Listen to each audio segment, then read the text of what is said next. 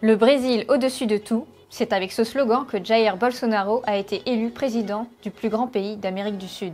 Le Brésil au-dessus de tout, y compris des questions environnementales, c'est en tout cas l'inquiétude d'une cinquantaine d'organisations, dont Greenpeace, car le bassin amazonien est essentiel dans la stabilisation du climat mondial. Ce gigantesque poumon vert, qui couvre plus de la moitié du territoire brésilien, absorbe une gigantesque quantité de dioxyde de carbone. Déjà surnommé le Donald Trump tropical, le nouveau président brésilien se soucie autant de la protection de l'environnement que son homologue américain.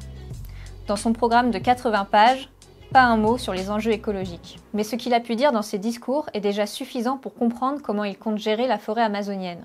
Voici les principales mesures qui pourraient menacer l'Amazonie.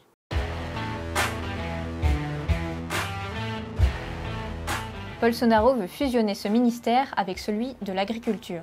Le portefeuille de ce ministère serait alors confié à un défenseur de l'agrobusiness, un des lobbies les plus puissants du Brésil, où les grands propriétaires terriens pèsent très lourd dans l'économie. Et pour cultiver du soja ou de la canne à sucre, il faut faire de la place, trouver de nouvelles terres, et donc s'attaquer un peu plus à la forêt amazonienne. Pensamos em fundir o Ministério da Agricultura com o meio ambiente. Vai acabar a brincadeira, vai acabar a brincadeira.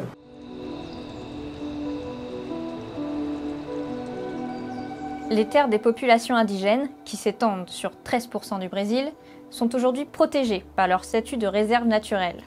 Elles agissent comme un rempart contre la déforestation. Mais Bolsonaro les voit comme un frein à l'expansion économique du pays. Se eu assumir, não tem centímetro quadrado mais para a terra indígena, ok? Essa é a minha resposta. Il voudrait assouplir la législation qui les protège pour encourager l'exploitation minière, notamment en réduisant le pouvoir des grandes agences publiques environnementales, IBAMA et ICM Bio, qui gèrent les réserves naturelles et délivrent les permis miniers.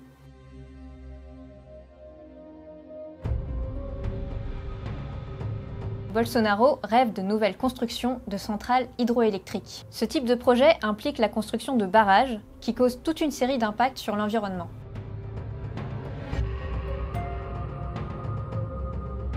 Enfin, Bolsonaro a menacé à plusieurs reprises de retirer le Brésil de l'accord de Paris sur le climat.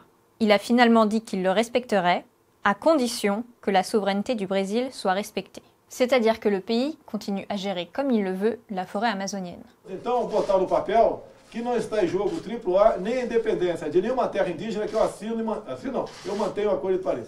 Ces dernières années, le Brésil avait réussi à ralentir relativement le rythme de la déforestation.